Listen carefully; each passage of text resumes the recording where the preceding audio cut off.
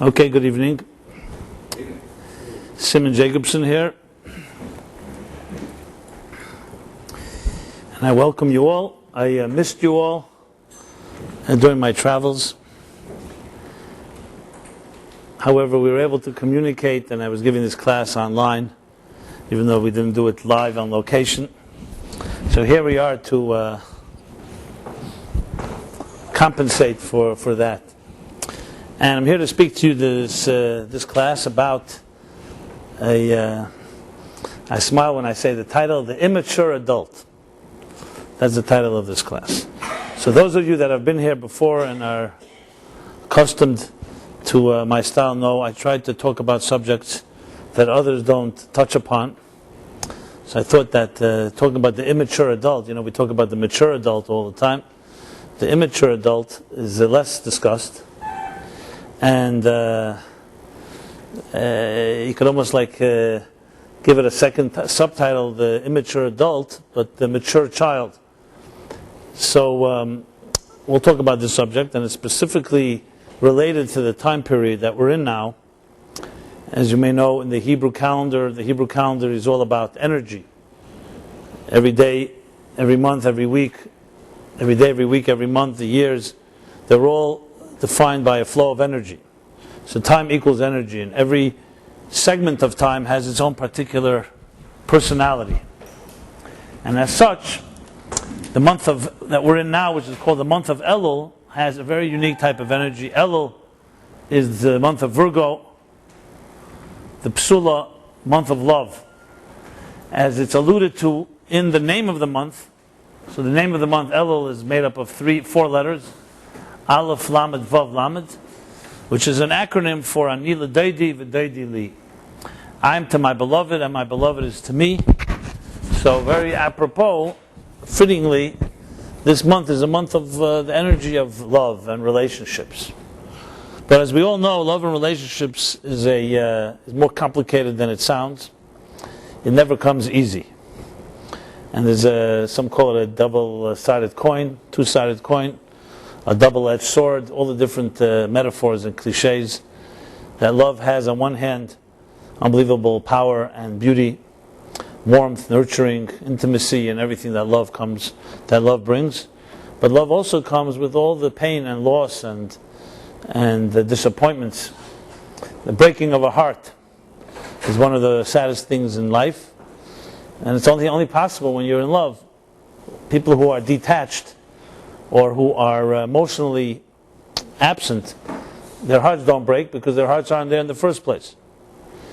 So as one Hasidic saying goes, it goes like this, that there's nothing as straight as a crooked ladder, there's nothing as crooked as a straight lie, and there's nothing as complete as a broken heart. Because a heart that cannot be broken means a heart that's not engaged. So it's good to know, at least at the outset, that love means that you are opening yourself to be vulnerable. And when you're vulnerable, anything can happen. The other option, of course, is to close your heart off to the point where you can't get hurt, but you also don't let anyone in. And you have no way out. It would be like a fortress, emotionally or psychologically, where you have very high walls, impenetrable walls and defense mechanisms, but nobody can get in and you can't get out. So that is the other option. So love by nature means that you are open for another person to affect you, to touch you, to love you, to bring much joy into your life, but also potentially the opposite. So the month of Elul, therefore, has a double side to it. On one hand, yes, it's about love and relationships. On the other hand, it's also about heartbreak, both in a good way and unfortunately sometimes not such a good way. In a good way, the sense of it is a person who loves someone else and their heart doesn't break, their love is not really complete. When you love someone, you have to be able to also be vulnerable, whether it's the love of a spouse or children or anyone that's really close, because it means that you care. And when you care and things don't work so well, it's going to hurt you. And when you care, you're involved.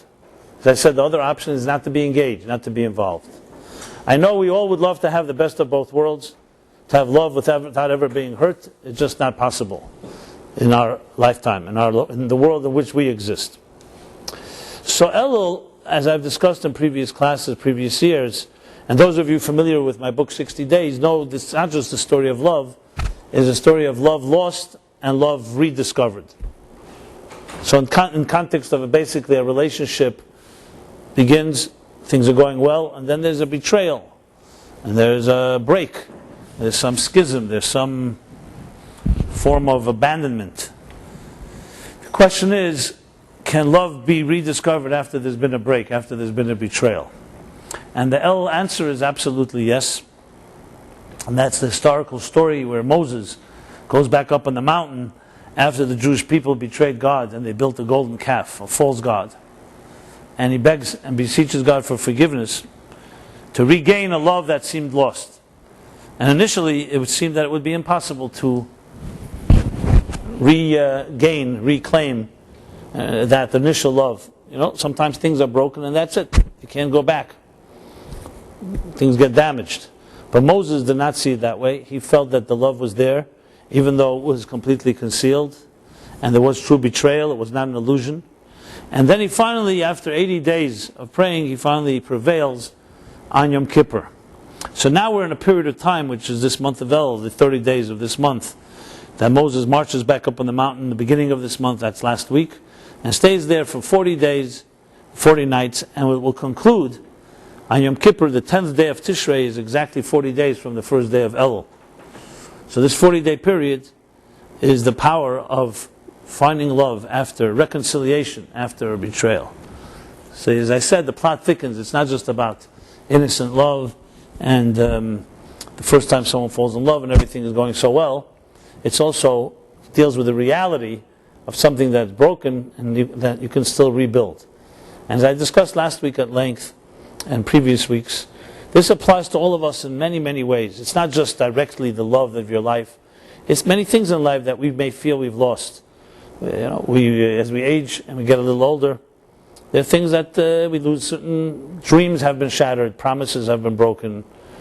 Some of our ideology, our idealism has been compromised. Now, we all have our story. Everybody has a story. And then every person's life story, by the time you're, I would say, 30s, definitely 40s, you have experienced some loss in your life. It could be a personal, it could be psychological, it could be emotional, it could be a parent. But at that age, we have already experienced something that usually, if you haven't, God bless you, and hopefully you never do. And we all know it's one thing living a life when everything seems to be riding high and everything is going well. It's another when things don't go the way we planned them to be. That's when you really see the resilience and the strength and the courage of what we're made of.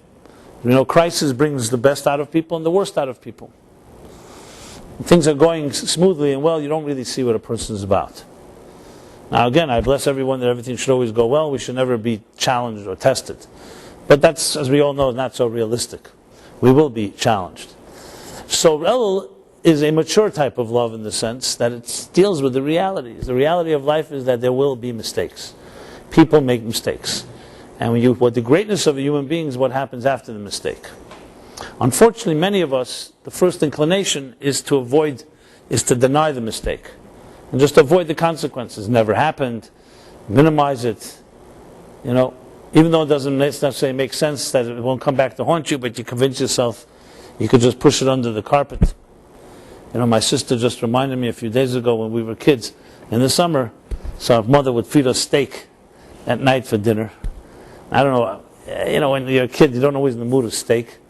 And we used to, and I don't know my sister, but at least I used to take these little pieces of steak. When my mother left the room, I threw them behind the refrigerator. Now, a kid, you think it's behind the refrigerator. Who's ever going to discover them? Now, let's not forget that steak, once it's lying there for a while, it's going to start becoming obvious. But a kid, you think you just throw it on behind the fridge. Who's going to know? And my mother used to find these piles of steak, like I guess in weeks supply.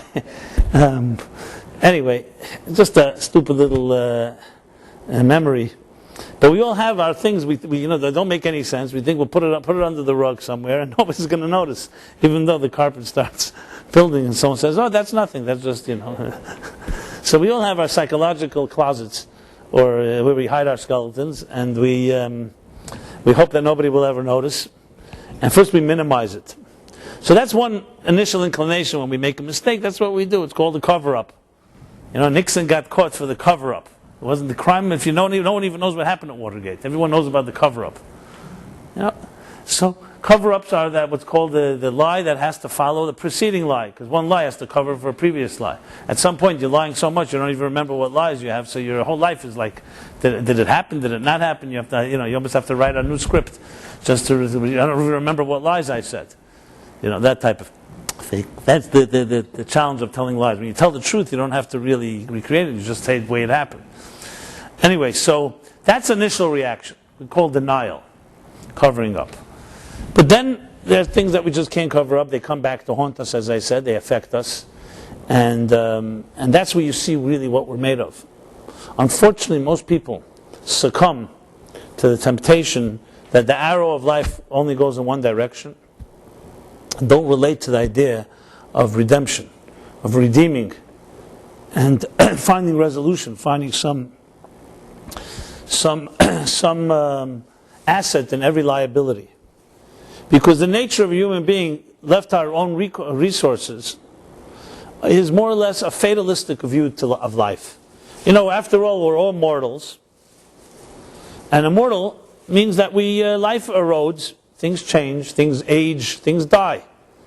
So if you think of it that way, mistakes are made and that's it. There's no turning back. But that's really a life that's very much driven by a very myopic, materialistic viewpoint. If you understand that there's a thing called a soul is not driven, is not governed by the same laws as the body. Soul does not necessarily age, doesn't develop wrinkles, and doesn't die. Spirituality is something that doesn't die because it wasn't born. It's not defined by the same beginnings and ends that most of the sensory world that we live in is controlled by.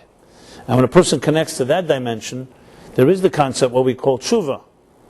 Tshuva means return. It doesn't mean repent. Return means that you have the ability to go back in time and in space to a place where you may have made a mistake and repair something. So initially we think, how could you go back in time? That sounds like science fiction. Yeah, obviously it doesn't mean going back in time in a time machine physically, but it means that you can, in a spiritual sense, redeem a mistake of the past.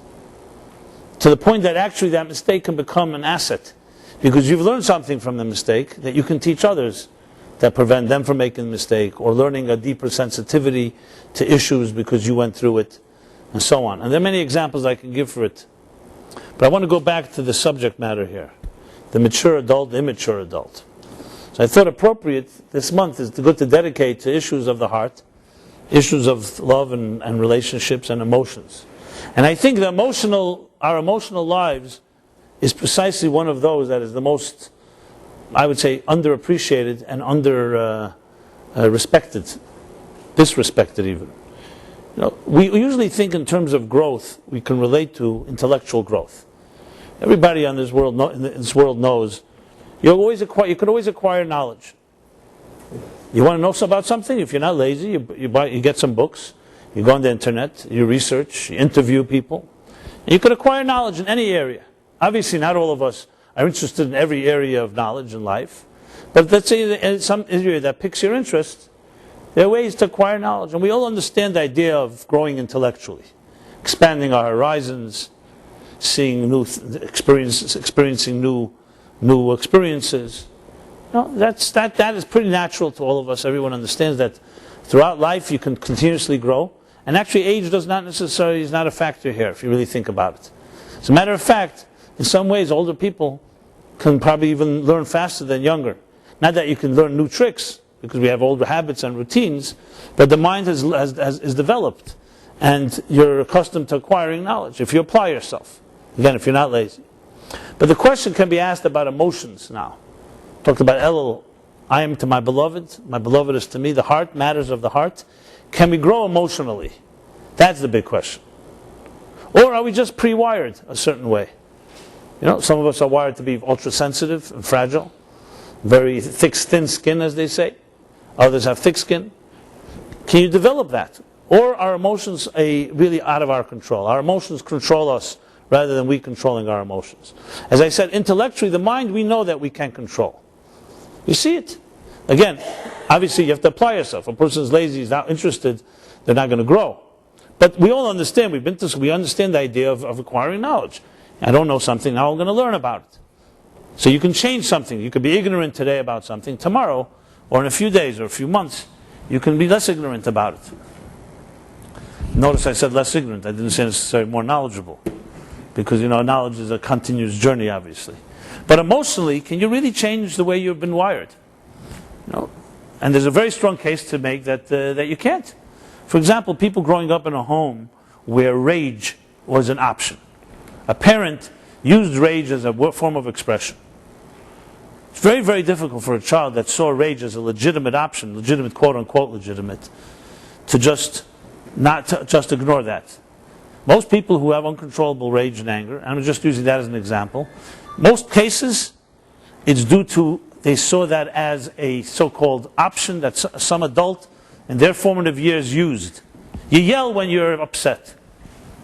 Even if rationally, even if it doesn't make sense, even if you know clearly that yelling won't get you anywhere, you could ask without yelling. But since you saw it when you're 2 years old, 5 years old, and persistently, it's usually very, very difficult to just rewire yourself. Obviously, I want to be overly simplistic. Rage can also come from deep pain, also from childhood experiences that repressed pain, repressed anxiety, at some point will explode. But usually things that are uncontrollable emotionally are not things that just suddenly appear, popped into your life experience. They're deeply embedded. That's why they're uncontrollable. They're they're literally embedded in your personality. Even if it's not genetic, but we know nurture and nature, especially early years, when you're nurtured a certain way, it almost becomes nature. You can't even tell. So there are many, many emotional reactions that we all have. I just use one example, rage. There's other examples. Some people react to confrontation through what they call passive-aggressive, the opposite. Instead of getting angry, they shut down.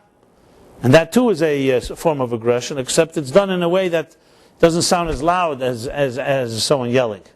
That can be equally problematic. We all have our so-called mechanisms and emotional tools that we use, and especially when we're uncomfortable, that's when they emerge. When we're comfortable, we can masquerade one way or other. When you're uncomfortable or when you're suddenly put on the spot and you're not unplanned, spontaneous, how do you react? And you can see two people react exactly differently to exactly the same situation. Someone insults two people the same way, and they will react very differently. So that all can a case can be made that emotions are a type of wiring that you can't change, just like you can't change the color of your eyes. You can't change your stripes, your colors, your spots, as they say. You also can't change your emotional pathology. It's defined by factors long before that were not in our control, and therefore, that's who we are. Now, obviously, it's a very sad testimony to the human condition if that's the case. And you can imagine that that's not exactly what I'm here to tell you. You didn't come all the way here to hear from me that you're doomed. Right? Why would you come here for that? You could hear that anywhere. Everyone's telling us that we're, so I'm here to tell you that all this case that I'm making is absolutely not true. So although initially, ostensibly, it may seem that is the way it is, it's not the case at all. So I'm going to introduce you now to a Kabbalistic concept. It's actually, we'll call it a Kabbalistic structure, sequence of 3 stages. We'll call it life in 3 movements, if you wish. Okay? Life in 3 movements. And the 3 terms that are used are really referred to 3 stages of emotional development of a human being. I may have mentioned this in classes in previous years, but I never, I think, elaborated quite this way. So those of you familiar with some of the ideas, like my good friend and student Philip. So the expression used is Ibur, Yenike, Moichin. You got that? Okay. Obviously, I'll explain. It's 3 terms used particularly in the book called Eitz Chaim This is the classic work of the Arizal, maybe the greatest mystic of all, Tzfat. So he explains at length that Iber Yonike Moichin are three stages in human development, particularly the area of emotions. It's obviously related also to our intellect, and I'll discuss that in a moment, but three stages. Ibur means pregnancy, state of pregnancy. Yonika is the state of nursing. And Moichin is the state of when the mind begins to manifest. In more philosophical Jewish works, these three are called sometimes mutva, murgish, and muskel. And I'm just using the terms just to be grounded, but if you don't get the terms, it's all right. I'll explain it all, hopefully in simple English. Mutva, murgish, and muskel, how would we translate that? Mutva means something that is natural to you, like just ingrained nature. Murgish is something that you feel and experience through a feeling, your sensation. As I said, I'll explain in a moment. I'm just translating the terms. And muskel is like the third level that I said before, is where the intellect begins to be an independent force in your life. So, how does that fit into our development? Everyone here, every one of us, goes through these three stages. But as we shall see, some of us remain in stage one for many, many years. So even though chronologically you can be called mature, an adult, there's certain things you can't control, even if you wanted to. The fact is, the years start piling up. When you're 20 years old, you're not 10. And you're 30, you're not 20. Isn't that a brilliant statement? Right? Obvious. Pretty obvious. But what that means is that you can't control your aging process. The years roll whether you like it or not. You could sleep over the day, the week, the month, but you'll wake up a month older. Whether you like it or not. However, that's called chronological aging. Does that define maturity? So obviously there's a certain maturity that settles in, even if there's no effort at all. Every human being, in a certain way, will be somewhat different when they're a little older than when they're younger. A newborn baby, for example, as I'm witnessing my new grandson, so I have a live specimen, is basically doesn't have everything is very instinctive and miraculously so. Baby cries when it's hungry, cries when it's tired, when it needs something, sleeps, eats, burps, etc., etc. And it goes through a cycle. It's actually quite enviable when you have to deal with anxiety and other things. The baby has this type of bliss. It's a blissful life. So a baby is very impulsive, and you can't speak sense to a baby and say, listen, I'm going to get back to you in half an hour and then we'll eat. You can't say that. It doesn't work that way. And thank God, its cycles are very natural and stuff like that. What happens on a very basic level as a child gets a little older? So simply put, the mind develops. As the mind develops, it begins to understand things. As it understands things, it can control its impulses. Put it in this most simplistic psychological terms. So, you can tell a child of a few years old, listen, we'll get home soon and we'll eat. So if the child is still too young, they may still not accept that. But a little older, they will accept it. Because it makes sense. Essentially, their mind is allowing, is tempering and harnessing the emotions. So it's not just whatever is instinctively or impulsively coming from you controls your life. There's a mind. And this is a natural thing as well. Even without any effort, a human being at 10 years old will be able to be more in control of their emotions than a 1-year-old. And a 20-year-old more than a 10-year-old. But, if you really think about it, is this real maturity? Or what is it exactly? Because the fact of the matter is that, and you can look into your own heart and tell me what you think, you can see adults behaving just like babies. When someone takes something away from us as adults, yes, we may not kick and scream and scratch and bite. Actually, there's some adults that do that too. But that doesn't mean that we're not seething inside. We're not fuming. A child may have a tantrum. An adult has a little pride. So you're going to conceal your tantrum. You're not just going to burst out. Again, there are exceptions, especially when you're at home and with people that you're comfortable with. You sometimes do behave like a 2-year-old. So one could argue, have we really matured, or are we just like adult babies, basically? With the difference being that the adults, we know how to control it so it doesn't look embarrassing. A child can have a tantrum in the middle of nowhere, and everyone, and embarrass everyone around that child. An adult has, as I said, a measure of dignity or pride. But is that really maturity, or just a matter of knowing how to maneuver better? Again, that's like the cynical view, but you can make that argument. Take road rage as an example. I never did any scientific studies, but it interests me. Absolute adults who are in control of their lives, someone cuts them off, they suddenly have this type of vengeance that they have to, for miles, they can be driving just to cut the guy back off again. And you ask them, is it rational? No. But there's something about it. I don't know. I mean, some psychologists say it's a way of just releasing your anger at the world. So, your car becomes a type of expression of your asserting yourself. I don't know what it is. I don't know if we could even analyze it. But clearly we humans can revert, let's put it this way, to quite embarrassing situations. Now this is something we don't often talk about, not even in therapy. Because we always dismiss it as one of the quirks of people. We all have our mishigasin. Somebody rubs you the wrong way and suddenly you turn into a little kid. So there's a concept called, which I'm introducing now, it's called moichem de gadlus. It's called mature intellect. Not just intellect. We all have intellect. As I said, there's a natural growth of intellect even if you don't go to school. Even if you're the laziest person, even if you're the stupidest person on earth, the fact of the matter is, the mind grows. Just like physically, you get taller, your brain also grows. But that's growth that comes without any effort. That's like, as I said, height. Or other things that just physically grow. Just like your baby teeth fall out and your adult teeth grow in. Again, it's not up to you. So there's a certain natural growth of the mind. But the question, and therefore, a certain type of control that takes over our impulses of the heart. The question is there anything we can do to generate growth? As I mentioned before, intellectual growth we relate to.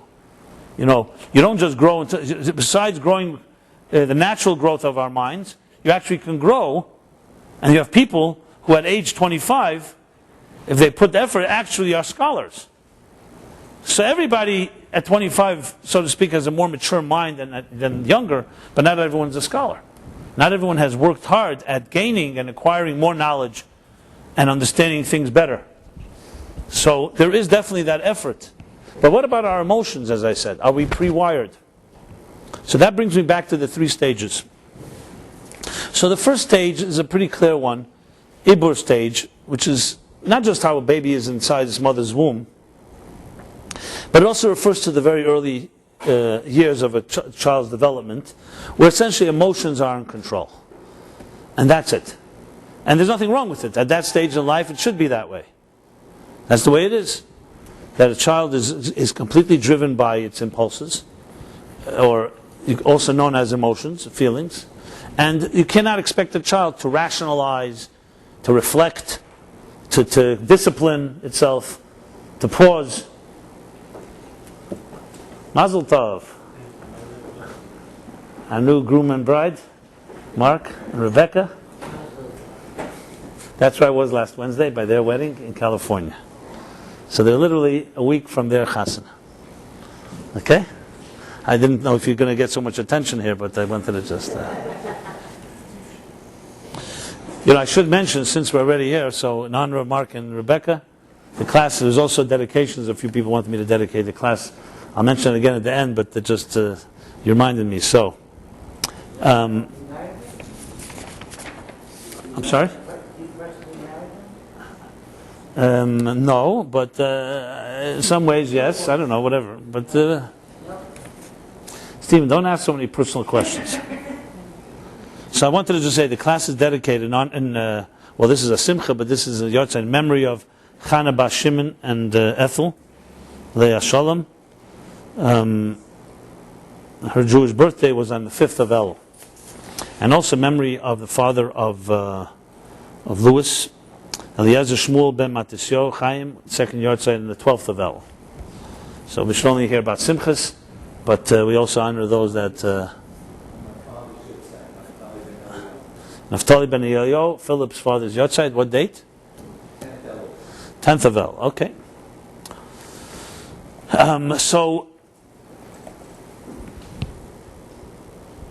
So we're talking about the immature adult, that you could have all the so-called, on paper, chronologically you've grown and matured and an adult and functioning and making money and a lot of conquests and achievements under your belt. But the question is this person anyway emotionally really older? Or just a baby in disguise that masquerades or maneuvers as an adult? And can we actually do something to cultivate and develop the emotional personality of our lives? A few years ago there was this book called Emotional Intelligence. So some of those ideas actually originate from what I was calling the Teitzei. So going back to the three stages, the first stage is called Ibur, pregnancy. Why is it called pregnancy? So think about the stage. What is pregnancy? The child in its mother's womb, a fetus in its mother's womb, is definitely an entity in addition to the mother. Because before impregnation, before the fertilization of an egg, a mother is just an individual.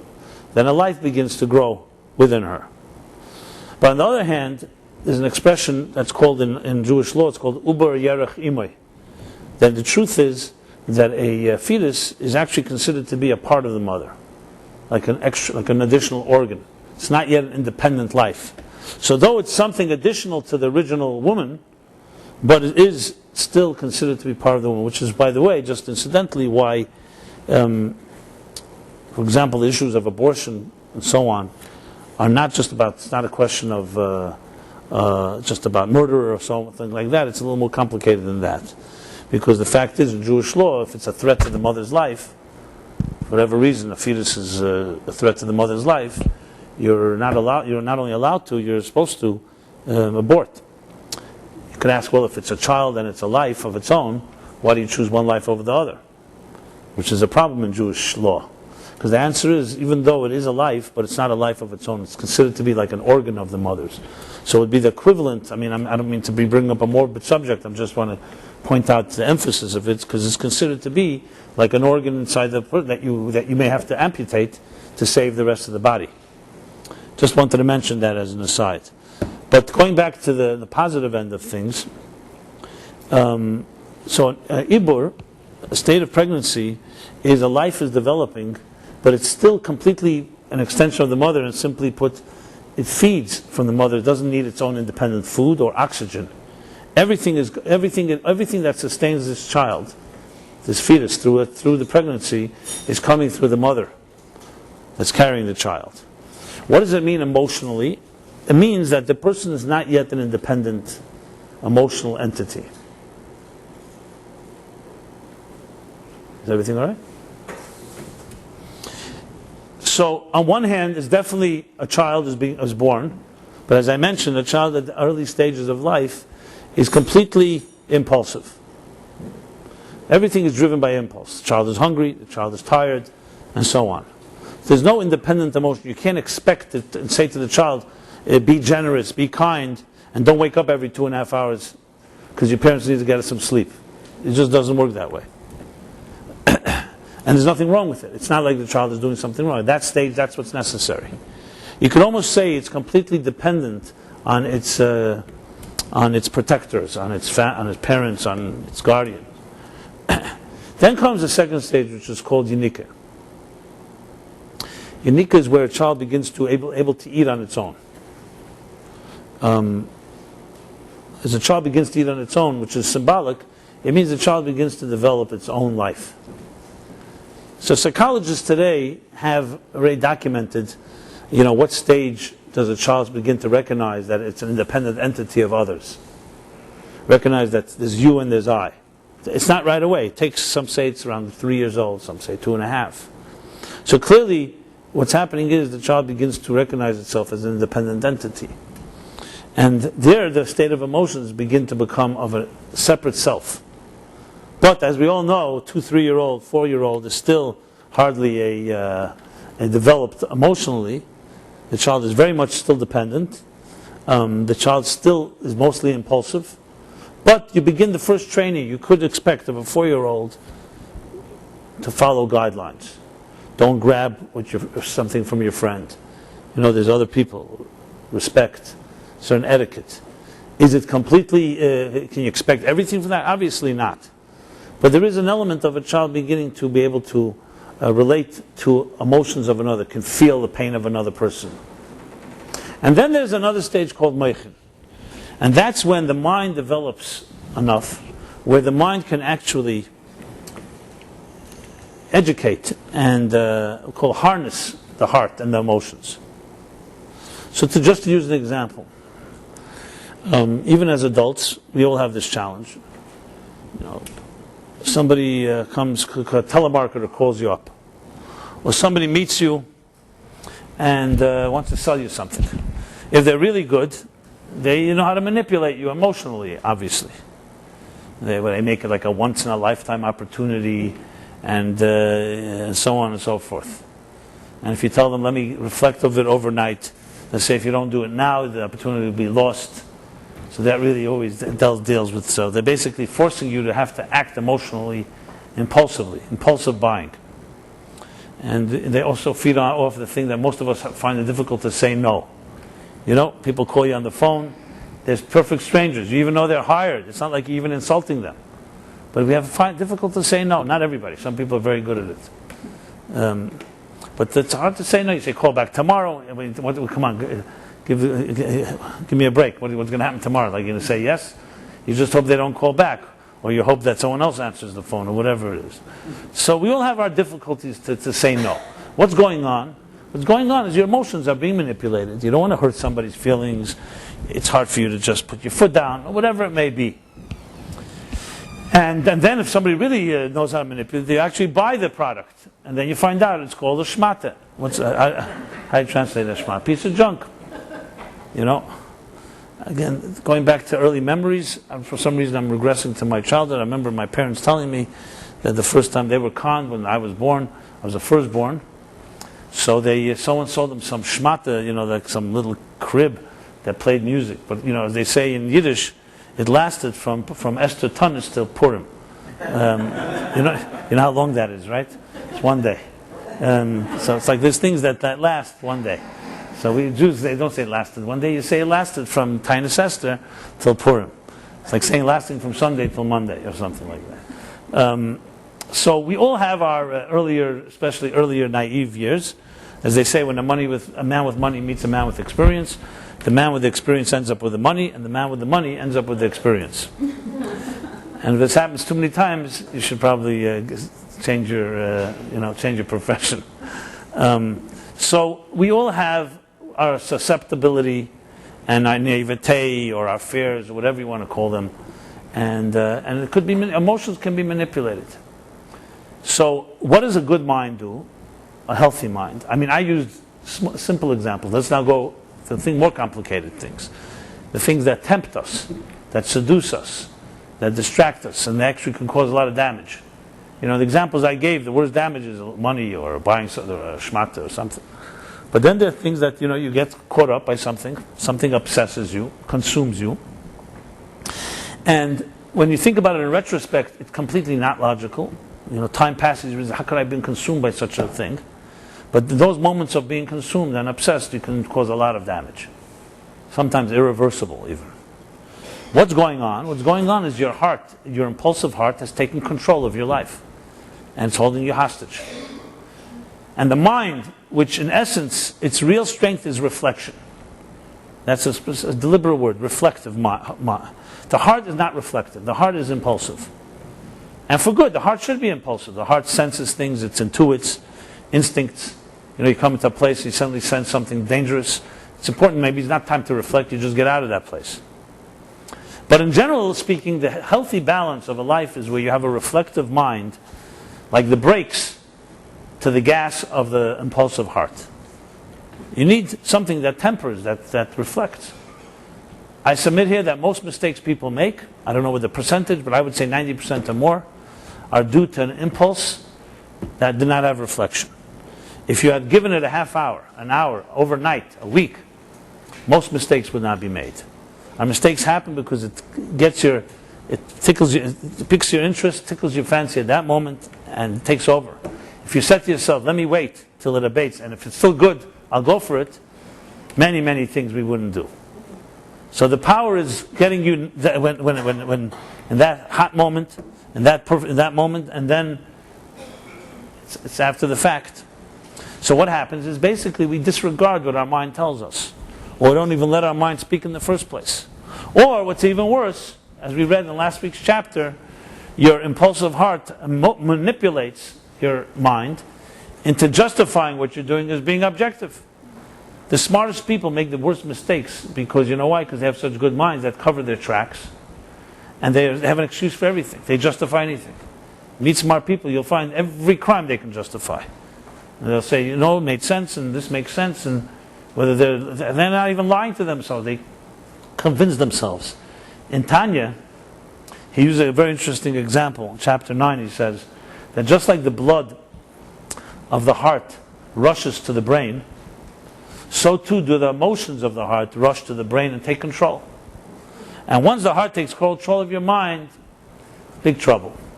Because if it's just an impulse, it's one thing. But once your mind, you've convinced yourself that it's also right to do, and it's objective, you think you're objective when you're not, then there will never be salvation. So in that context, that's the downside. The other side of things is that as we mature, that third dimension, that third segment of life, I said 3 stages. The third stage is supposed to be a reflective mind that is able to really control impulsive emotions. The complete antithesis of the child in pregnancy or the newborn child, where there is no reflective mind at all. So now you have a reflective mind that is able to say, okay, this is what you feel. Let me review it. Let me reflect. Let me see if it's right. To use an example that we all have to deal with when you go on a date with somebody, you're looking for a potential soulmate in your life. So a healthy process would be where you bring both forces into the picture. One is your heart, to some extent. You want to see how you feel about another person. But an intelligent person doesn't let their heart out of control. They allow their mind to keep things controlled, tempered. And even if you like someone, and there's affection, and there's attraction, and so on, your mind says, let me still check it out. I have to see what kind of person this is. And obviously, it doesn't always work on paper exactly as I'm describing it, but that's a healthy approach. Like you're doing your research, you're doing your due diligence. It doesn't mean you shut your heart off completely, but you don't let your heart loose either, and just follow your heart, because you never know. You suddenly see something about a person that they won't show you in the first few times you meet them. You see challenges, people test each other. I'm speaking obviously in a healthy situation. I'm not talking about someone who's looking to procrastinate or looking to do something that is manipulative. I'm talking about a healthy process. So it's a certain give and take where the heart is expressing itself in some way. And then you have a mind that is somewhat like let's put it like a computer that is processing the data and giving you back what it sees. Now, of course, we'll all have times where there'll be a conflict between mind and heart. Where your heart tells you one thing and your mind says something else. Your heart says, I really like this person. Your mind says something is wrong. Or sometimes your mind may even be wrong. Your mind being afraid. Are we all right here? It's upstairs. I understand. You mean like in heaven?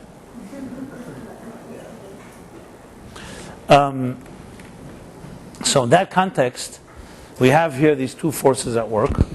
In a healthy situation, at some point, using the same analogy, at some point you've dated somebody long enough, and it comes a point where it's time to make a commitment, so you don't allow yourself to just hide behind your own fears and insecurities. And basically you say to yourself, look, that my mind has done its research and things check out, and now I have to let my heart tell me what to do. So it's really like almost a dialogue going on between mind and heart. And if the balance is proper, you could end up with the right thing because you've let all your resources, you've used your resources. You've done your research, you've done your due diligence, you've challenged. But then there comes a point where the mind can only tell you, everything seems to check out. Now you have to make a decision. Decisions are emotional. They're not intellectual. If they're good decisions, they're informed decisions. But to walk through the door, whether it's the door of faith, or the door of commitment, or the door of love, that requires something more than just pure intellect. Because the mind is a detached machine. It's to tell you, here are the pros, here are the cons. I could tell you all the facts. But to actually make a decision. And the same is true even on a business level. A businessman makes a decision, a business person, to invest in something. So you do your homework, you do your research, you have several options. Ultimately, there's going to be some factors, X unknown factors, that are not really definable, that allow a person to make a decision. Partially intuition, partially instinct, partially emotional. Obviously, as I said, informed by whatever research you did. But to say you're absolutely sure, who can be sure? You could say, I did everything possible not to leave any stone unturned, and this is an informed decision. But, so this is a healthy process. Now, unfortunately, obviously, many of our life experiences and decisions are not exactly that healthy, because this dialogue doesn't take place. We act emotionally before we really reflect, etc., etc. So to go back now to the emotions, therefore, as I said, intellectually, we understand intellectual growth. But the real challenge is how it affects our emotions. So in a very complex symbiosis, how the mind and heart interact, how intellect and emotions interact, you can say that this third stage is not just a stage where the mind has that power to reflect that a child doesn't have, that also you have the power to grow and develop emotionally. And I'm going to use an example, a strong example, one of the strongest examples. When I say strong, I don't mean necessarily controversial, but I mean a very defined example. It's a biblical example from Joseph. So here's a man, a boy, at 17 years old, who because of the jealousy of his brothers, and we're not going to get into about their jealousy and whether justified, not justified, but as a result of that jealousy, they almost kill him. They end up selling him into slavery, telling his father Jacob that he's dead. 22 years he's separated from his family. He almost dies. He ends up in prison. But he finally is released and becomes viceroy, the second in command in Egypt. To make a long story short, the brothers of Joseph come down to Egypt to buy grain because of the great famine. And through a long process, Joseph manipulates, maneuvers that they all end up coming down with Jacob. I'm sorry, not with Jacob, first with Benjamin, his younger brother, from Rachel. And then finally, in a confrontation between him and Judah, who is the main perpetrator of selling Joseph, finally Joseph reveals his identity. And one of the most emotional episodes you'll ever find, where Joseph tells them who he is. The expression in the Torah is, "Lo yochel Yosef li'asapik." Joseph cannot control himself. He could not control himself any longer, because when he saw how Judah appealed and was ready to protect Benjamin, it just broke his heart, and he just burst out saying, "I am Joseph, your brother." Now put yourself in the shoes of his brothers. Here's a man, now they're 22 years later, now they're 39 years old. He's 39 years old. They're older than that. They're in their 40s, their 50s. And they know what they did. And they live with it all their lives, because they never knew what happened to Joseph. Did he die? What happened to him? And suddenly here he is, the second in command in Egypt. So forget about the shock, the guilt. And what does Joseph say to them? He sees how embarrassed they are. Now they're going to have to confront their father. I mean, it wasn't simple. Jacob was not a small man. Imagine telling their father that they lied to him for 22 years. They told him that Joseph died because they gave him the bloody shirt that an animal had killed him, and so on. So this is what does Joseph do? So the Zohar says that because of the act that he does, that I'm going to mention now, because of that, the children of Israel throughout history would always be protected because of Joseph's singular, historical, unprecedented behavior. Joseph says to them, do not feel guilty. It's not you that sent me to Egypt. It's God that sent me here in order to save your lives and the lives of our father. Because remember, had Joseph not gone to Egypt, most likely Egypt would never have survived the famine either. It was Joseph's idea that said, let's stockpile, and turned Egypt into a superpower. So all of history would have been different had Joseph not ended up in Egypt. And Joseph at that moment had all the right to be angry, bitter, had all the right to be vengeful. His brothers absolutely did him a maybe a major grievance. As a matter of fact, Yom Kippur, we talk about the 10 martyrs. So the justification for killing the martyrs, even though the Roman Empire had its own anti-Semitic agenda, was because you have to avenge for the selling of Joseph. And when the martyrs asked God, is that true? God says yes. So you see that there was something that the brothers did that wasn't so simple. And yet Joseph transcended it all. And he said, it's not you that sent me here. Even though everyone knew that it was directly, that it was them. Joseph wasn't just being gracious. He actually believed that. Because the 22 years of his spending in Egypt was not in vain. He did not become an angry man. As I many times said, just because he suffered, he didn't become a sufferer. He didn't allow his life experiences to shape him. And he rose to the occasion and became this great man that did not allow himself to be bitter and angry. Because yes, it would have been justified for the moment, but the big picture would not have been served. And Joseph, as I said, in a singular historical act of discipline, was called Maiver al Midaisov. There's an expression in the Talmud. He overlooked his feelings. Now, when we think about ourselves in contrast, it can be quite embarrassing. Because there are a lot of feelings, a lot less things that have happened to us that are a lot less than being sold into slavery for 22 years that we can't forget or forgive. So I'm not trying to put anyone here on a guilt trip, because obviously that's the opposite of the message. Joseph said he shouldn't be guilty. But it's interesting, here is a man that literally took his mind, but didn't just forget about his feelings, he changed his feelings. He channeled them into understanding that there's a bigger picture here. And today when we talk about the story, thousands of years later, the anguish that Joseph experienced will never go away. But the end of the story is that because Joseph was in Egypt, he gave the Jews a place to live.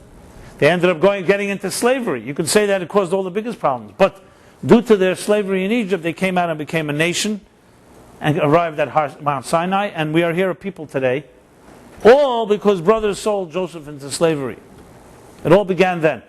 But Joseph didn't get caught up in the moment. He looked at the big picture. There's a bigger story here. Yeah, before the fact, they shouldn't have done it. But after the fact, there's another hand at work. It's God's choreography.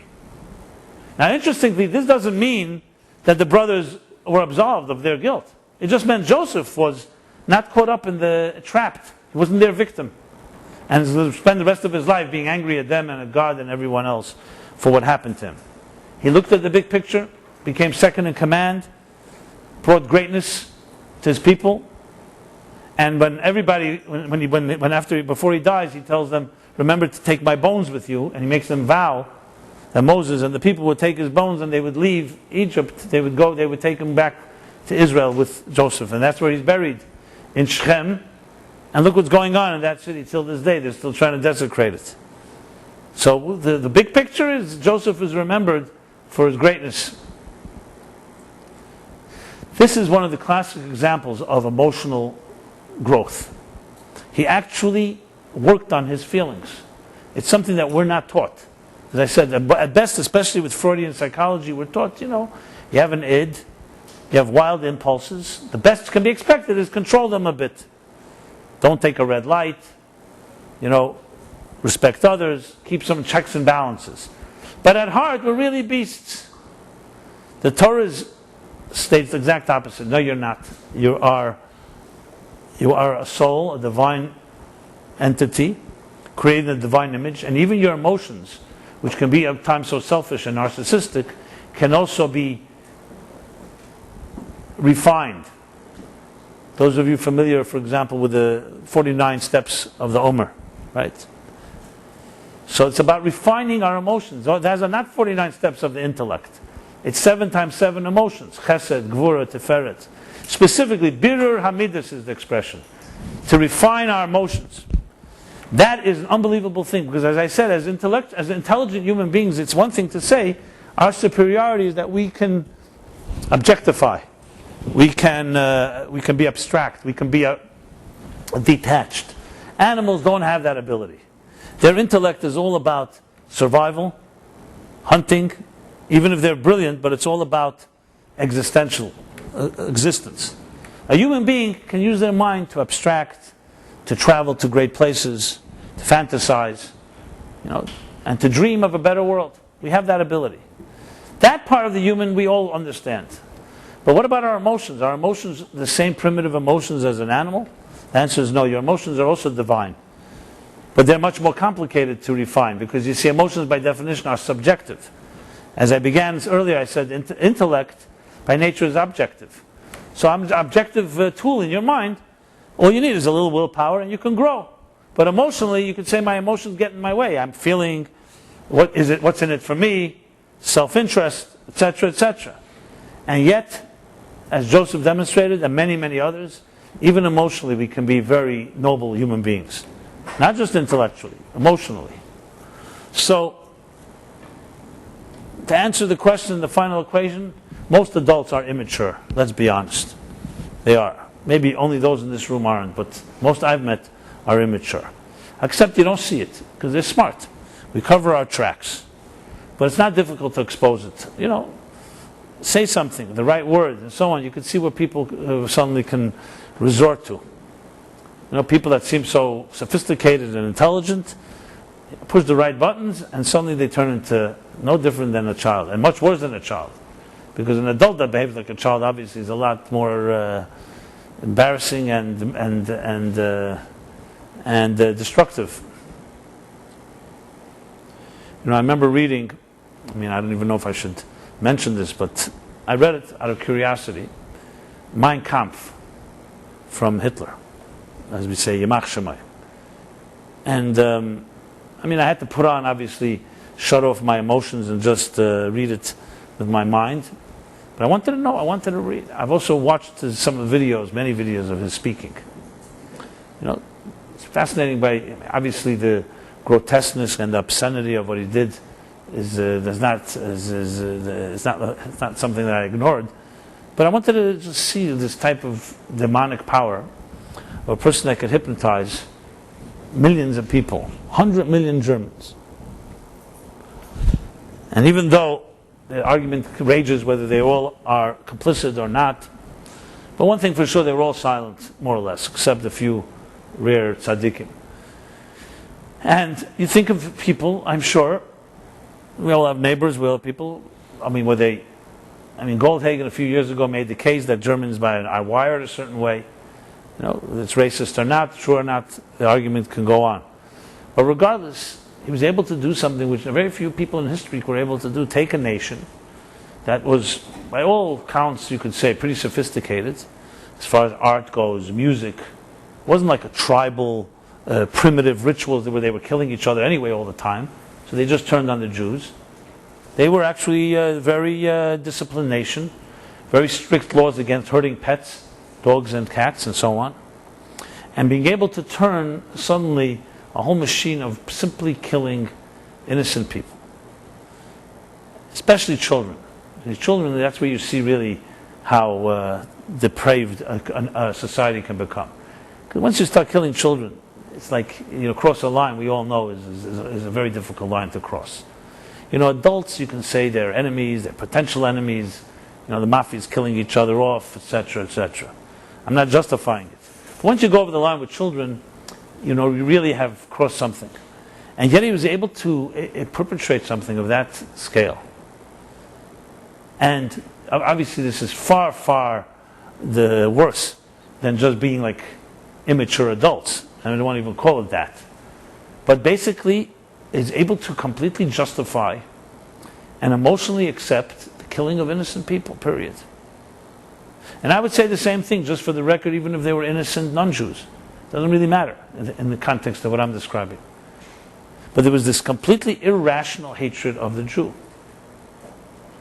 And anti-Semitism in general is a phenomenon that still is not understood psychologically. What is it?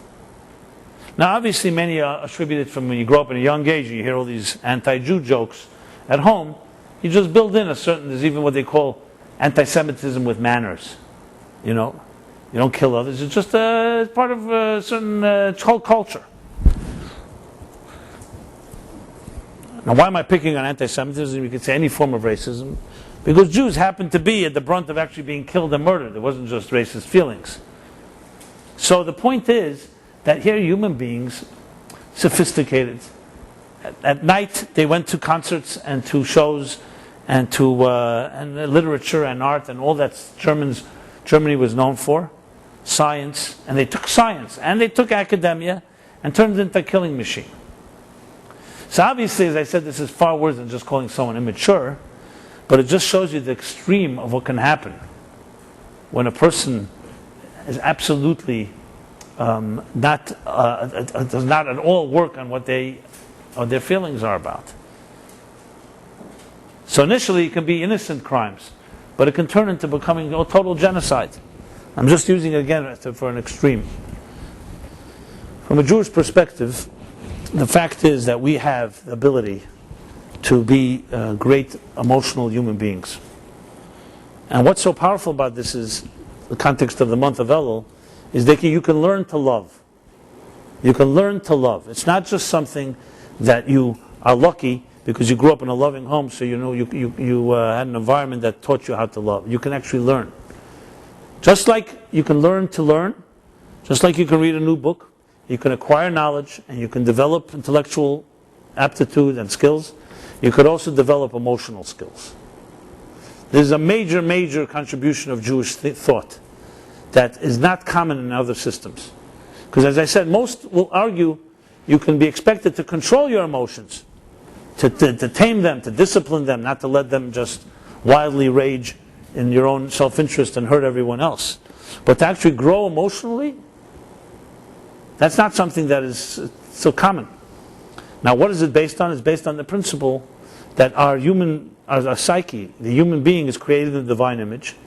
So not just our minds, not just Chachma bin Adas emulates God's intellect, also our Chesed, Gvura, Tiferes, Netzach, Chod, Yesod, Malchus, I'll translate that in a moment, emulate God's emotional faculties. In other words, there's a thing called divine emotions. And we're expected to align our emotions to the divine emotions. So we love, Chesed is love. You can love in a selfish way, you can love in a hurtful way, you can hurt many people in the name of your own love, or you can learn to love in a divine way. And we're expected to work on that. The same thing with Gvura, discipline, severity, law, whatever, however you define Gvura, channeling. So you can discipline somebody out of your own anger, your own limitations, or you can learn how to have divine discipline, a sacred type of discipline. And the same thing through all the entire spectrum of the emotions. Tiferes is compassion, Netzach is endurance or ambition, Hod, humility, yielding, flexibility, bonding is Yesod, and Malchus is dignity. These are not just, hey, you were dealt a set of cards and you can't do anything about it. No, these are emotions that begin and go through 3 stages. In their earliest stage, think of them as raw emotions. They're raw. Undisciplined at that point. They're just impulsive, as I mentioned, a young child. Then these emotions begin to mature. And they have their own natural maturity that comes with age without any effort. But when it comes to stage 3, you're expected to begin to work on those emotions. And yes, if you're strong in one area and weak in another, you can do something about it. For example, there are people that are very good at, they love a lot. I mean in a good way. They're loving people. Love comes easily to them. They're kind, they're sensitive. But they can have another challenge. They may love too much. They may love when it's not appropriate. They may love inappropriate people. They may love and spoil someone in their love. They may kill someone with love. Then there are people who are very good at discipline. They're always good to know when you stop, when to put the brakes on. And that you need that too, but they only know discipline. They don't know how to love properly. Their love is compromised. And you see this sometimes in relationships. You see parents. Some parents are very disciplinarian, very organized, and so on. And sometimes the love is somewhat concealed in the process. They may even have love. I'm not suggesting they don't, but sometimes you have to work at love. You have to learn at expressing your love. So there are actually exercises, just like you exercise muscles, you can exercise your emotions. And they're not just pre-wired. Obviously, just like the mind, there's elements of pre-wired. You know, we think sometimes the way our families think. You see sometimes brother siblings. Even without talking to each other, they solve a problem the same way. There's certain things that run in the genes, or run at least in the methods that we learned in our early formative years. But so emotions obviously have certain elements that are genetic, hereditary, but there's a big part of them that can be worked upon. So in a way you can say in our early stages of life we're more or less like, no different in a sense like plants or animals, where God in the early stages of life says, follow your natural impulses. You know, a child cries for food every few hours. It's just as natural as roots in a tree looking for water. There's no control over it. It's necessary for the growth of the child. Where do we begin to diverge from the other species of the earth? Not when we're 1 or 2 years old, when our minds start developing and our emotions start becoming independent. So at that point the roots will always search for water. You can never expect them to discipline themselves. When can Joseph become a Joseph? That is a completely unique thing as we grow into adults. So there's a point where our emotions become an entity that we can begin to really work on. You know, we can discipline, we can channel, we can harness. I deal with this all the time. You know, people come to me, counseling, advice. You know, initially I used to resist it. Now I accept it more. I guess if I'm helpful to people, I don't feel I have the right to decline if I could help. But I have to deal with this all the time, and people ask me even. I also supervise some therapists as well. For example, when do you give up on someone? What do I mean by give up? Not we never give up on someone, but when do you say a person keeps coming to you for help and so on, you can't help them anymore? So, you know, when you're younger and not so experienced, you could say, well, listen, there's no such thing as giving up. But the fact is that's not true. I'm not saying giving up on a person. Now, you feel at some point you can't do anything more for that person. And it's not because you're lazy or because you're lost patience or because the person is just getting on your nerves, but because you really come to the point that we're just going in circles here. Maybe that person needs to go through needs to hit rock bottom before they're ready to make a change. Maybe they need somebody else to talk to. You know, these are things that you have to come to, the different decisions that have to be made. And unfortunately, the biggest challenge in dealing with people is the mature and immature element. Nobody wants to be told they're immature. It's one of the biggest insults to tell an adult they're immature. It's easier for people to hear they have a deficiency, they have a blind spot, you know, they so on. But to be told to somebody that they're generally immature is not exactly something you want to hear. Because it's almost like a type of dismissal of your whole being. It's not just saying one part of you needs some help. But the fact of the matter is most of us are immature. Trust me, I've never told it to anybody in their face. Here it's easy to say it because I'm saying it to myself too and to everybody. You know, there's no names involved, so everybody could say, yes, I'm talking to somebody else. But the fact is we are. The reason being, not because we're bad people, because the maturity of our emotions needs work. And if you didn't work on it, it doesn't just happen. So it's not even an accusation. It's like just telling somebody you just didn't exercise a part of yourself. So it's really not an insult if you really think about it. But it's hard to accept because we like to believe we have a certain maturity and we have patience and we can listen. But if we were able to really be blunt and honest about it, most people's emotional, let's call it cardiogram, or whatever, how would we say, emotional, if we were able to take an X-ray scan of your emotions, they are maybe 10, 11 years old. That doesn't mean that we haven't suffered loss, or that doesn't mean we aren't good people, but it means that we have grown. It's like you stop growing at a certain point, just like your bones stop growing, just like your height stops at a certain point. That's your height. You're never going to grow higher. Most of our emotional growth, not intellectual growth, you'll find people who are brilliant, have developed, have gained a tremendous amount of knowledge. But that type of emotional intelligence, emotional growth, usually stops at around that age. However, because we grow into adults and we have to learn to maneuver in this world, we know how to cover it up. And we're not even aware, you know, how would you even define how mature you are emotionally? Based on what? I mean, one way to say is how I deal with confrontation. When I don't get what I want, what do you do? So yes, it's true, some people are very refined, and even when they don't get what they want, they don't just go into a tantrum and feel they expect everything and they're entitled and so on. But many do. So that's definitely one factor. It's not so easy to to give a report card on your own emotional health. Obviously, it's most exposed in love, in relationships. When things don't go well in the relationship, what do you do to repair it? You always blame somebody else. You know how to work on yourself. Do you even have a concept of working on yourself? I mean, I deal with this question very often. I ask people, do you think you can work on your situation? I just dealt with, fortunately, didn't end up happy ending in this situation. It was a case of two people engaged to be married. They almost got married. They already had a date and everything. And then, unfortunately, what happened was they got intimate with each other. And all hell broke loose because now there's new forces unleashed. And they finally broke up. And the thing that I saw that right in front of my eyes, and I could not do anything about it, even as much as I tried, said, could you change how you react to him when he does so-and-so? And also vice versa. When he reacts, when he pulls away, can you behave differently? And the same thing was the other way around. Can he behave differently when she becomes hysterical or whatever? And they were unable to the extent they didn't even understand what I was talking about. At some point you think you get through, and you try, and then you see that everyone gravitates right back to where they began.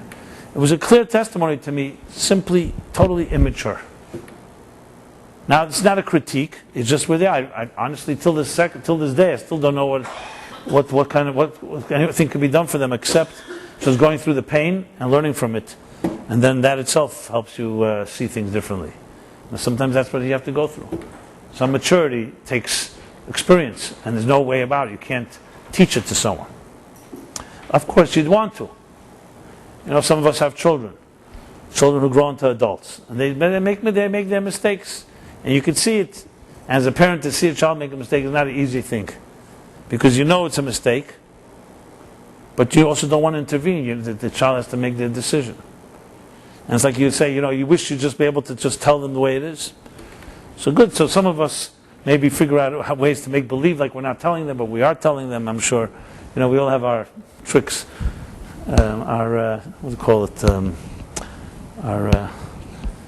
What is it called? Our toolbox, our,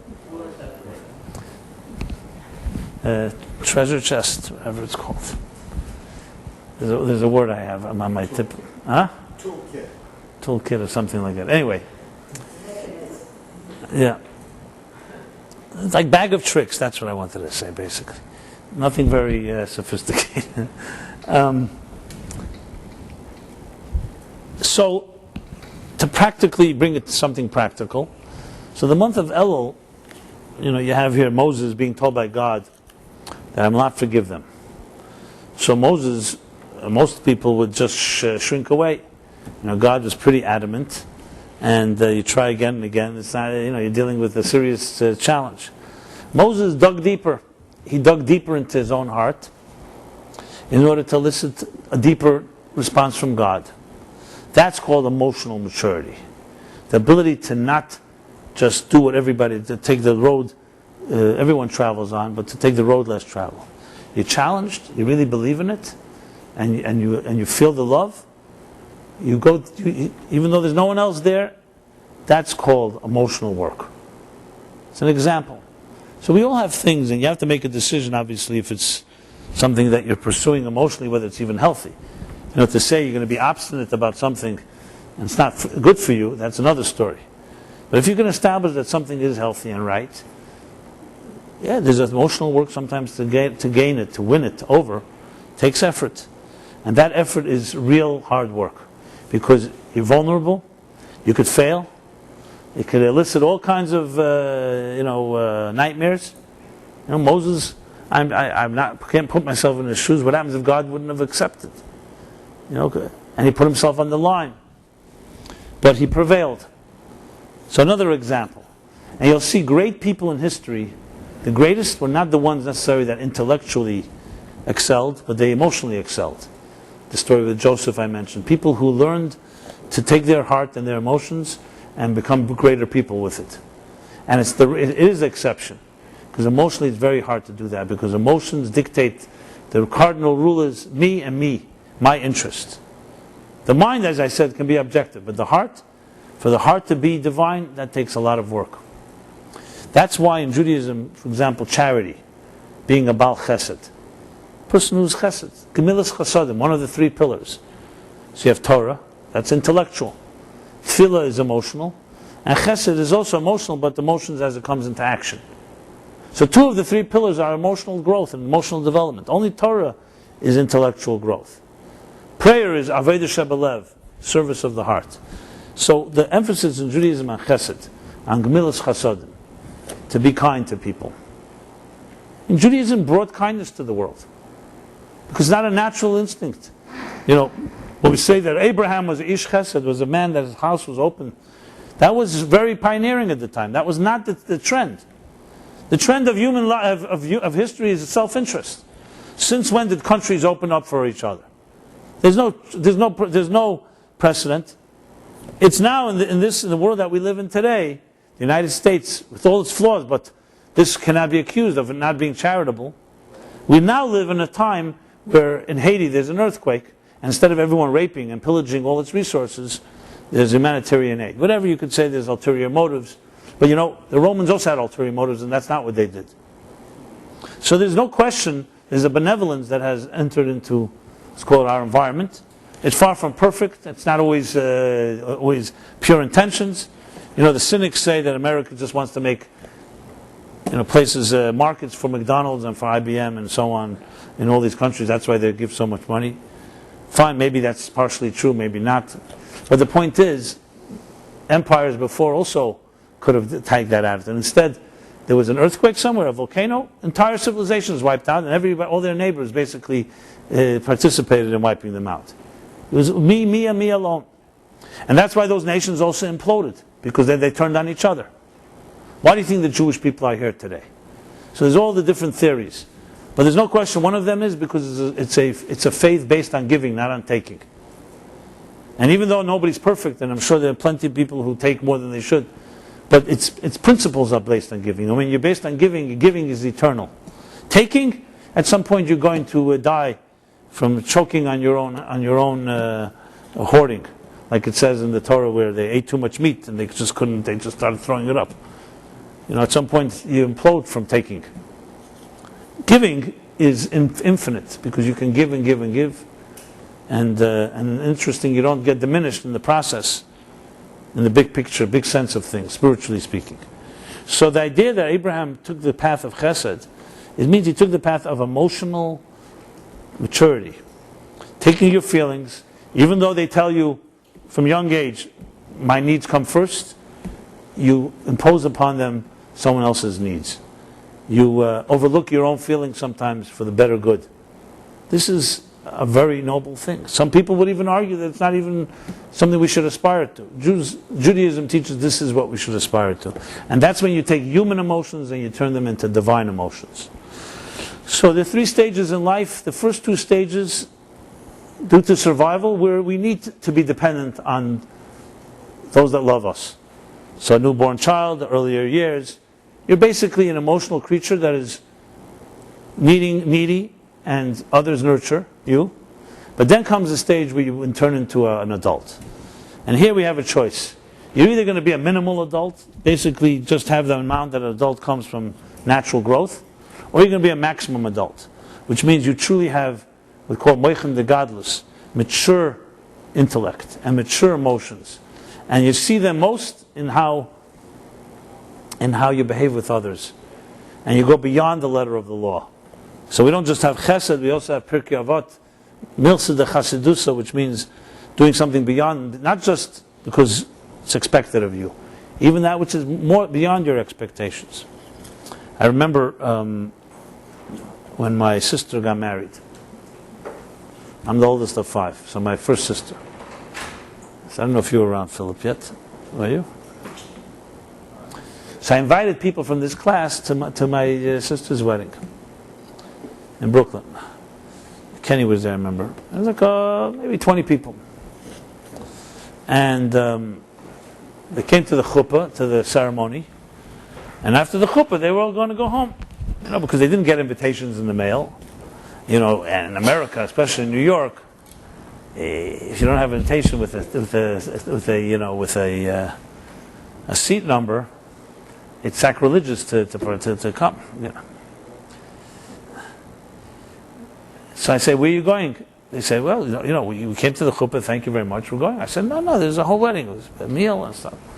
They were like hesitant, but I schlepped them, I made sure to bring them and come to the hall. Obviously there's no table for them. So I go over to the caterer and I say, here, make another table, put it here, and that's it. There's another table, suddenly poof, a new table without 4 months of planning, and so on. And they had their meal as well. And I remember they were shocked. They were quite shocked. For me, it wasn't even a big thing. It was like natural. I remember they told me how shocked they were about it. And then I told them, listen, I was a kid. I grew up in a home where I remember when I was a kid, very young. So it was Sukkot, the holiday of Sukkot, when we eat in these homemade shacks, huts outside of our homes, whatever you call them. And I remember my mother looks out the window. It was Sukkot's day. I remember which day. We lived in Sullivan Place. It's a little street. And it's like my father's marching with 15, 16 guests. I mean, not 2, 15, 16. And these are little memories you remember ingrained in you when you're a child. And my mother, she called me, when she was affectionate, she would call me Siminke. Okay? When she was not affectionate, she would call me something else. Also with Simon, but I remember exactly, there was a harsher version of my name. We all have the 2 versions of our name, when you called. And she said to me, Siminke, she said, go right over to the neighbor and get little chalas and whatever fish they have, and that's it. So, I did my job. I came, snuck out. By the time all the guests came, there was enough food for everybody. My mother worked it out. So I told them, this is what I grew up with. It wasn't even, that wasn't an effort. It wasn't like we got an award for this. And then I remember hearing all the stories from my parents, growing up in Russia and so on.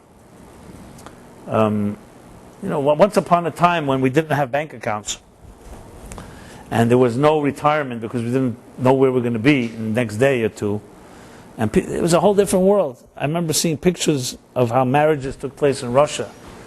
They would take two boards, put them on top of milk crates, and that became the tables that people bring. But wedding was real. It was pure. So I'm not suggesting we have to turn the clock back and experience that. And thank God, God blessed us with a lot of freedoms, prosperity that our parents, grandparents didn't have. But to forget so-called a natural ability to give is something that shouldn't become a lost art, a rare commodity. And Judaism is built around this chesed. This is not just being nice. It's not just social justice and being kind to those that are less. It's about developing and turning human emotions into divine emotions, and that we can be true mature adults, even though left to our own we probably won't be that mature. No. Selfishness is the ultimate natural gravitational force of midas, of emotions. Self. You feel yourself. I feel my needs. I feel my pain. I feel what I feel. I wake up in the morning, I feel me, and I don't feel you. And Judaism comes to teach us to learn to train ourselves, to stop ourselves, and yes, take care of your needs, but also feel another. Empathize. Transcend emotionally, not just intellectually. And that takes it's a lifetime work. And the truth is, even those of us that are not so domestic, those of us that are not so domestic in nature, as some people like to say, I'm not marriage material. Free spirit, creative, whatever you want to call it. Bohemian. So the fact of the matter is, there's something to be said about commitment. If nothing else, just the fact that you don't just do it your way, it's also something. It's not just about you. There's something that you transcend. And you see the beauty, just seeing it the last few days. My son and his wife become new parents, and they got a child on their hand, and the child is demanding. But the beauty that it brings, some people, it makes bitter and angry and like an intruder in their life, even if they love their child. And others, it brings out the best. You suddenly realize it's not about you. Life is not all about you. I don't remember who said it, but I heard it. I repeated this a few times. I heard it from somebody. This woman, pregnant woman, so her niece or her daughter, just expressed spontaneously, she says to her mother, "Mommy, how do you have room inside of yourself for someone else?" And it struck me, the line, because I said to myself, men don't even have room for people outside of themselves. Your space, you need my space. Nobody can enter your space when you're in your cave, And here's a woman that she likes it or not, another life enters and just takes over, and that's it. You can't do anything about it. And doesn't just take over like one little back room. Your whole body changes, and I'll never know, but I think about it. It's like pretty amazing. So I have no doubt that the physiological elements and biological elements of a woman being able to contain another life means that she also is blessed with the psychological and emotional, spiritual ability to contain another life. So as you can tell, I'm pro-woman more than pro-men. I know men pretty well from personal experience. But there's something, not to suggest that all women are perfect and that it's automatic, but there's something to be learned about that ability to, Adam was called Adam, Adam comes from Adama, from the dust of the earth. Chava means the mother of life. So what would you rather be called? Mother of life or dust of the earth? Okay? And they say that Judaism is male hierarchy. So the fact of the matter is that that instinct, the motherly instinct, the instinct to nurture, to care for another, which is a rare commodity today, unfortunately. It's not exactly valued. In the workplace, it's seen as a major liability. Ask any woman what she has to go through about when you get pregnant, not get pregnant, work-wise and stuff like that. It's basically an impediment to building a career because it creates instability in the corporate world. What's going to happen. That type of preciousness of respecting and understanding that the greatest career possible is nurturing of another life is actually is politically incorrect to say.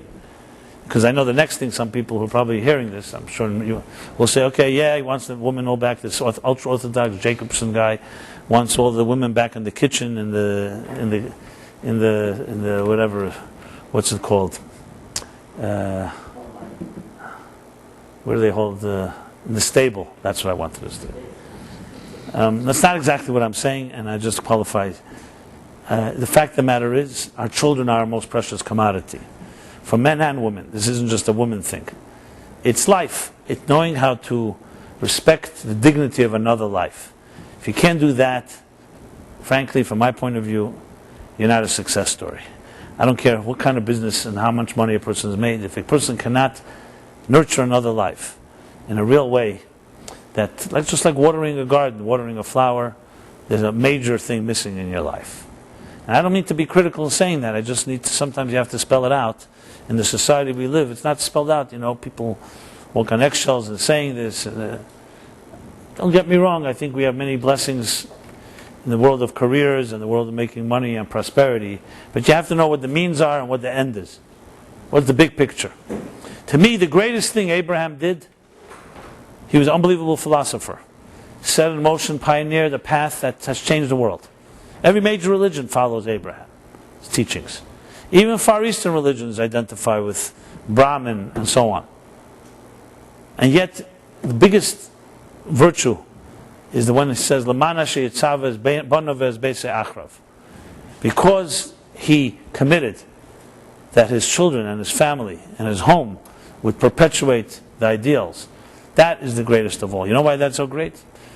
Just to look around. Who else? Aristotle, arguably the greatest philosopher. Where are his children and his grandchildren? I don't mean to be critical of his philosophy. Why didn't he see it important to have a family that would follow his ideas? So you could say maybe he was too busy with his ideas, didn't have time to diaper children, especially those days they didn't just have automatic Pampers, it probably was a whole ordeal, and so on. It's a good theory. So he didn't have time for these minutiae and mundane matters. But to me that is something, because a philosopher, people who are idealistic, as I said, who are not domestic, are able to transcend their own wisdom and their greatness, and they leave in place a structure that you can build families and children and grandchildren, and you sit around a seethe table and you teach your children v'shenantam levonecha, and it's ingrained in every aspect of the belief system. That's unbelievable. Because philosophy, great minds can philosophize. There are many great ideas and great scholars and philosophers and artists, musicians and composers have left unbelievable legacies. But one thing they did not do, they did not leave grandchildren that are playing their music necessarily. Now that doesn't take away from their contributions. They've changed the world. You could say their grandchildren are all artists today. I'm not minimizing it, but there's something to be said about leaving your own children. How come? Why is it, if it's so true, why is it that their own children don't perpetuate? So, as you can tell, I'm a pretty proud Jew, and pulling rank. And above all, I say is that I think that going back to emotional development, we have the power, and Elul is a great time to do this, is to look into our hearts. Counting of the Omer has its own refinement, that period, refining the animal soul, the work of the 49 days. This 60-day work is a little different. Here it's connected to the high holidays, connected to repairing after things are broken. But above all, it's about I am to my beloved and my beloved is to me. That's something that you can work on. Work on with yourself and work on with others. I've mentioned this point, but I once heard this in the name of the Rebbe. There are three types of love. When two people love each other, and here you also see an example of working on your love and on your heart. There's a love where two people love each other, so when when your beloved asks you to do something, even if it's inconvenient, you do it. There's a second, even deeper love, that even if they don't ask you, they only allude to it, they hint to it, you also do it. You don't say, I didn't hear, I misunderstood, etc. And there's the third and the deepest love is, you don't even wait till they say anything or allude, you anticipate, what would my beloved enjoy? And you do it without any expectations. And that's the deepest love of all, because it's coming purely from your initiative, not because of expectations, because of requests, obligations, etc. And compare this to the three types of mitzvahs in a sense. There are mitzvahs like Shabbat and holidays where it says in the Torah you should be joyful or celebrate. So there God is asking us specifically to do something. Then there are mitzvahs, the rabbinic mitzvahs, Talmudic mitzvahs that are alluded to. It's hinted to in the Torah. It doesn't say it so specifically. So that has even more special value, because even though technically it's not as powerful as the first group category, but it's coming from partially your initiative as well. And the third is the minhag Yisrael, is a custom. Simchas Torah. Simchas Torah, there's nowhere in the Bible that says anything about Simchas Torah. It talks about Passover, Shavuos, Sukkot, Yom Kippur, Rosh Hashanah, and so on. Chanukah and Purim is in the Talmud, the Book of Esther, and so on. But Simchas Torah is nowhere to be found in any written Torah and even oral Torah, even in the Talmud. It's alluded to in some place, in Zohar and some other places. And yet, when do you dance most? On Simchas Torah. Because that's a dance that comes completely generated from real love. No one asked you, wasn't expected, no one alluded to it. You just sensed and said, this is what would give God joy. And we do it. So that's an example of initiating something. I remember someone who I know very dearly had challenges in their relationship. And one of the challenges was that his wife unfortunately grew up in a home that was a lot of abandonment issues. So every time this guy would go for a trip, not due to his fault, she would always have the fear that he wouldn't return, because her father didn't return once. And forever, that is. And he once called me desperate that he doesn't know what to do. She's abusive on the phone. She's accusing him of things that are completely unwarranted, baseless. And he was really at wit's end. So I suggested something to him, which I took from Joseph, from the Joseph playbook, which he shocked him pretty much. Shocked me too, but I thought, let's try it out. I said, you know what I think you should do? I think you should call up a city where your wife lives and find the best flower shop and send her a beautiful bouquet of flowers. He was like completely incredulous. He says, what, are you crazy? At this moment I want to divorce her. I hate her guts of what she's saying to me. I'm going to send her flowers. So I said, yeah, because it's going to be completely shock to her system. And maybe it'll be a wake-up call. And you'll have risen to an occasion that's higher than your initial feelings. Anyway, he did it. And I'm not suggesting that it solved all the problems, but it did create its own magic. Because he did something which is emotionally what you would not do. Now, I'm not suggesting that you should, as they say in the advertisements on TV, go home and try this. I'm not suggesting that you try this in every circumstance. It's case by case, obviously. There are situations where this is not warranted. But there are situations where doing that can actually be a healthy thing. So I would advise, obviously, consult with the right advisors under each circumstance. Sometimes that's not the thing to do. But it's just an example, again, of things that we can do that are... Sometimes try to explore the last option you would do. So if you have an emotional reaction to something, consider doing the exact opposite. Now again, you should run it by somebody to make sure that it's sound. But nevertheless, it's still an interesting exercise. So, my mature friends, and I wish you all to use the month of Elul properly. It's a powerful month of accessing Deidi, love, beloved, within and without, and to develop, to actually grow and realize that you can expect a lot more from yourself than you may imagine. That's maybe the beginning of it all. If you think that you have a lot more to give and a lot more to actualize, that itself can be the beginning of true growth. So with that being said, I bid everybody a great month of Elul.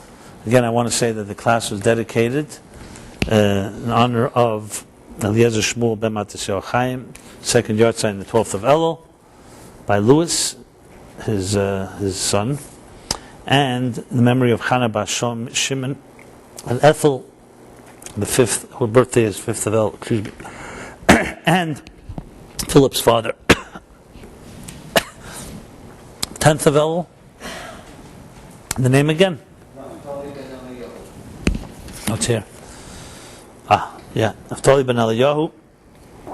I have it in writing. This Thursday, Friday, 10th of Elul. And if you're not familiar with this book, this is 60 days that I had the honor to author. We have copies here. They're available. I would highly recommend it for sale. On sale. Okay. And it's a 60-day work guide. We also send out excerpts of it actually daily in email. If you want to get that, it's free.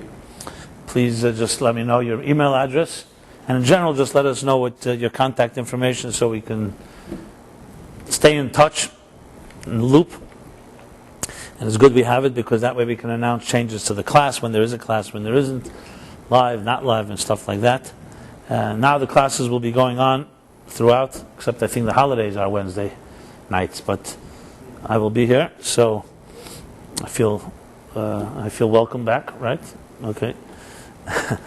And tomorrow night, Philip will be giving his class, 7 p.m. Philip is the cute guy right there in the back. Right, Philip? Okay. And please look forward to a lot of great things coming from the Meaningful Life Center. Again, Mazel Tov to Mark and Rebecca. It's a beautiful wedding. Job well done. Yes, the food was great, but the Anila Deidi V'Deidi Li of Mark and Rebecca was even greater. And may your simcha bring a lot of other simchas to people in this class, to other classes. It should have a ripple effect. It's with a single the mecca of singles in Manhattan.